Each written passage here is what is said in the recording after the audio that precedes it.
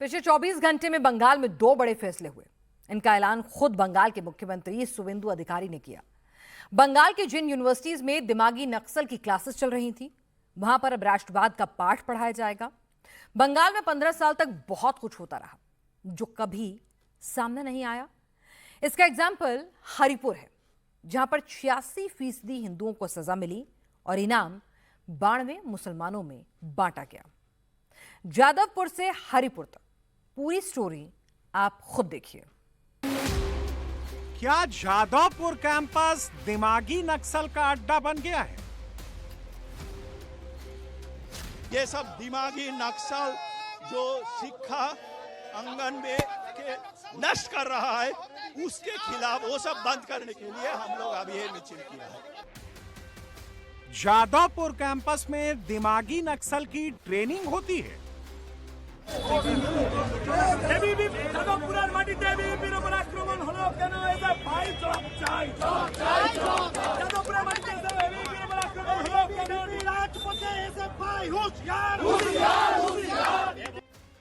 लाल सलाम वालों को अब राष्ट्रवाद सीखना पड़ेगा। आर्ट्स हॉस्टल में कुछ पिक्चर, कुछ स्लोगन वो ठीक नहीं है देश के लिए। वो मैं भेज रहा हूं को चेक करने के लिए। चेक करेगा, वो आर्ट्स हॉस्टल में है, सब नहीं चलेगा। यहां राष्ट्रवादी काम करना पड़ेगा। इतना पावर आपको कोई नहीं दिया गया है। सब अंदर रह के किशन जी, रेड सैल्यूट, ये सब नहीं चलेगा। दिमागी नक्सल कैसे दिखते हैं, क्या लिखते हैं, छात्रों को क्या पढ़ाते हैं, जेन जी के दिमाग को कैसे कैप्चर करते हैं, जादवपुर विश्वविद्यालय की दीवारों पर इसकी गवाही लिखी है। फ्री फिलिस्तीन, लाल सलाम, ब्रेक फासिज्म विथ रेड, माओवादियों के लिए प्रार्थना, नक्सलबाड़ी और अलग अलग देश विरोधी स्लोगन हॉस्टल की दीवारों पर लिखे गए हैं। कुछ ये देखिए स्लोगन है, long live Naxalbari, smash Hindutva, ठीक है। या फिर आप वर्ल्ड व्यू की तरफ जाएंगे तो आपको दिखने को मिलेगा कि long live the martyrs of CPI Maoist, जो एक टेररिस्ट ऑर्गेनाइजेशन है, उनके खिलाफ, उनके लिए, उनके सपोर्ट में स्लोगन्स लिखे हुए हैं। तो शुभेंदु अधिकारी ने जो बोला है, ये तो बहुत ही अच्छी बात बोला है उन्होंने। इसी यूनिवर्सिटी में पिछले साल नवंबर में नक्सल जो है, माओवादी जो है, जिसे इंडियन आर्मी ने ठोक के मार डाला था, ठीक है ना, हमारे वीरों ने मार डाला था, उनको लेके एक हॉल बुक करके उनको कोमेमोरेट किया जा रहा था। यहाँ के जो आरएसएफ जो है, जो नक्सल स्टूडेंट्स फ्रंट है, मतलब नक्सलियों के स्टूडेंट्स फ्रंट है, तो वो लोग इसे, उन लोगों को कोमेमोरेट कर रहे थे। और वहाँ उन्होंने ग्राफिटी बनाया था, long live comrade Basavaraju. Basavaraju वो है जो दंतेवाड़ा एनकाउंटर में हमारे 73 जवानों को वीरगति को प्राप्त करवाए थे। पश्चिम बंगाल में सरकार बदल गई है, सिस्टम बदल गया है, लेकिन देश विरोधी मानसिकता वाले जो लोग नहीं बदले हैं, उन पर अब एक्शन तय है, क्योंकि इस पूरे मामले की मॉनिटरिंग खुद शुभेंदु अधिकारी कर रहे हैं। 20 अगस्त 2026 की देर रात वामपंथी छात्र संगठन एसएफआई और एबीवीपी के कार्यकर्ताओं के बीच हिंसक झड़प हुई थी, जिसमें कई छात्र घायल हुए। एबीवीपी समर्थकों ने एसएफआई पर जादवपुर यूनिवर्सिटी कैंपस में घुसकर तोड़फोड़ और आगजनी का आरोप लगाया। तो वामपंथी छात्रों ने कहा कि हंगामा एबीवीपी के बुलाए बाहरी लोगों ने किया। जादवपुर यूनिवर्सिटी के आर्ट हॉस्टल में देश विरोधी स्लोगन और एबीवीपी छात्र संगठन के कार्यकर्ताओं के विरोध में 3 दिन से लगातार प्रोटेस्ट हो रहे हैं।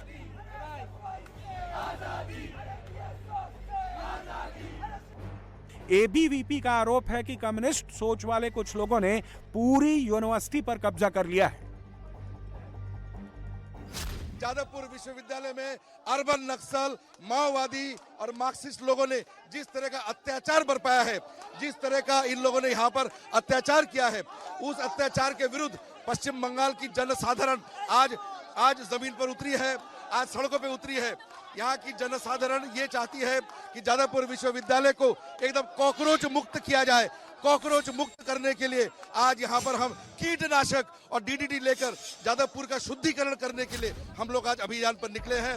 भारतवर्ष के भारतीय मानसिकता के और भारतवर्ष के जितने भी सनातनी हिंदू धर्मप्राण जितने भी हैं, यहाँ पर हिंदू और भारतीयता से ओतप्रोत राष्ट्रवादी सभी शक्तियां आज इन राष्ट्र विरोधियों को सफाया करने के लिए जादवपुर से हम लोग आज यहाँ पर उतरे हैं सड़कों पर। इन मामलों में पुलिस ने स्वतः संज्ञान लेते हुए अज्ञात लोगों के खिलाफ एफआईआर दर्ज की है। मामले की जांच भी जारी है, लेकिन छात्रों का गुस्सा कम होने का नाम नहीं ले रहा। कैंपस के एक्चुअल जो स्टेक होल्डर है 98% जो स्टूडेंट है, जो नेशनलिस्ट है, जो किसी न किसी तरीके से जादवपुर यूनिवर्सिटी का सुनाम जो नाम है ऊंचाई पे लेके गए, वही है, वही स्टूडेंट है, वही टीचर ऑर्गेनाइजेशन है, वही जो एलमनी है वही है। जो 1-2% जो नक्सल माओइस्ट आदमी है यहाँ पे कैंपस में, वो जादवपुर के एक्चुअल स्टेक होल्डर नहीं है। और हम लोग इसी पॉइंट से बोल रहे हैं कि रजिस्टर का रेजिग्नेशन इमीडिएट बेसिस पे चाहिए, क्योंकि वो लॉ एंड ऑर्डर मेंटेन नहीं कर पाया है। इसलिए जादवपुर कैंपस में विवाद की शुरुआत कैसे हुई वो भी समझिए। इंजीनियरिंग संकाय छात्र संघ की एक जनरल बॉडी बैठक बुलाए जाने को लेकर हुआ था। एबीवीपी ने किसी आधिकारिक या चुने हुए छात्र संगठन के ऐसी बैठक बुलाए जाने पर विरोध जताया। विरोध प्रदर्शन और रैलियों के दौरान यूनिवर्सिटी के गेट नंबर 4 पर लगा ऐतिहासिक लोगो भी क्षतिग्रस्त हो गया। यूनिवर्सिटी प्रशासन ने हिंसा की जांच के लिए एक इंक्वायरी कमेटी का गठन किया, लेकिन जांच समिति के प्रमुख प्रोफेसर शुभ शंकर सरकार ने ऑनलाइन जांच में असुविधा का हवाला देते हुए अपने पद से इस्तीफा दे दिया। बंगाल में जाधवपुर के साथ साथ नंदीग्राम के हरिपुर का नाम बहुत जोर से सुनाई दे रहा है। हरिपुर की चिट्ठी खुद सीएम शुभेंदु लहराकर पूरे बंगाल को दिखा रहे हैं, क्योंकि जो ममता राज में हरिपुर में हुआ है वो आजाद हिंदुस्तान में कभी भी कहीं भी ना सुनाई दिया, ना दिखाई दिया। हरिपुर में ऐसा तुष्टीकरण हुआ जिसका खुलासा होने पर सभी हैरान हैं। हरिपुर में हिंदू आबादी 86% है, मुस्लिम 12.5% हैं, सिख 1.07%, बाकी दूसरे धर्म के हैं। लेकिन यहां बंगाल सरकार की योजना के तहत घर दिया गया तो 5097 परिवार वाले हिंदुओं के हिस्से में 2 मकान आए, जबकि 741 परिवार वाले मुसलमानों को 92 घर दिए गए। হরিপুর গ্রাম পঞ্চায়েতের 2 জন হিন্দুকে দিয়েছিলেন আবাসের বাড়ি। একটা গ্রাম অ্যাপিজমেন্ট, একটা গ্রামে 86% হিন্দু বাস করে, 54 জনকে আবাস দিয়েছেন, 2 জন হিন্দু 52 জন মুসলমান।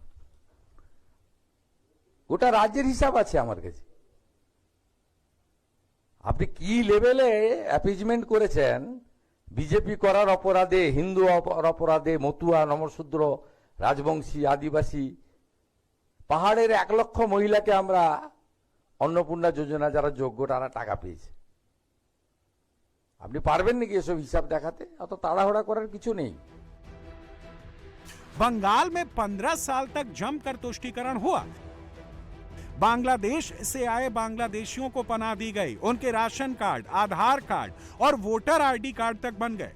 अब सरकार जनगणना करा रही है तो ममता बनर्जी को इसमें अपना वोट खोने का डर सताने लगा है। दीदी अलर्ट कर रही हैं कि जनगणना के बहाने सरकार एनआरसी, एनपीआर कराने की तैयारी में है। ऐसे में लोगों को जनगणना का बहिष्कार करना चाहिए, फॉर्म ही नहीं भरना चाहिए।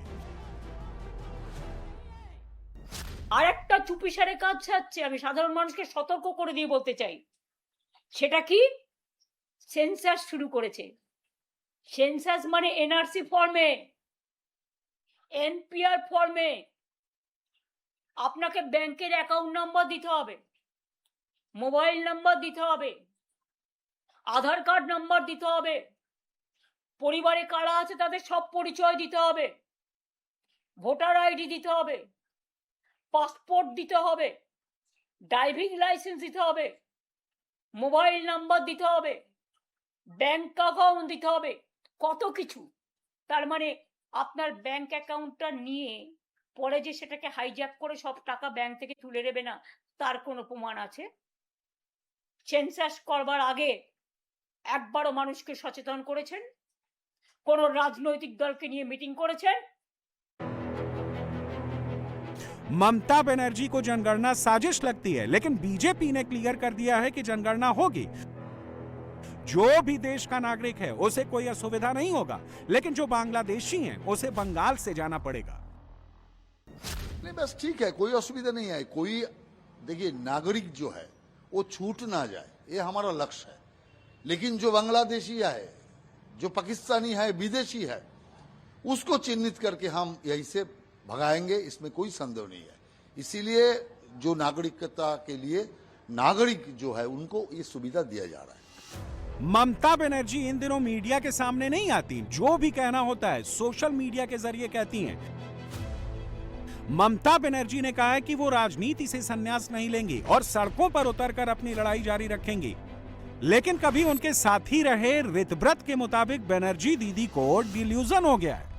वो वास्तविकता से दूर हो गई हैं। वो वही सुनती हैं जो सुनना चाहती हैं। वो राजनीतिक सच्चाई को स्वीकार करने को तैयार नहीं है।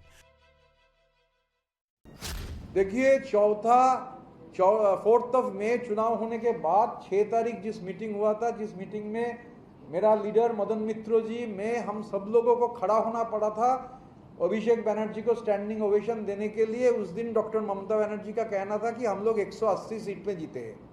तो हम लोग थोड़ा हैरान हो गए थे, 80 सीट में हम लोग जीते हैं, वो क्लेम कर रहे थे 180 सीट में।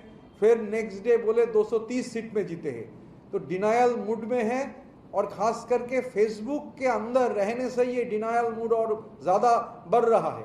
तो मैं उनसे गुजारिश करूंगा, डॉक्टर ममता बनर्जी से मेरा एक ही गुजारिश है कि फेसबुक के बाहर थोड़ा निकल के आ जाइए और आके जो बोलना है वो बोलिए।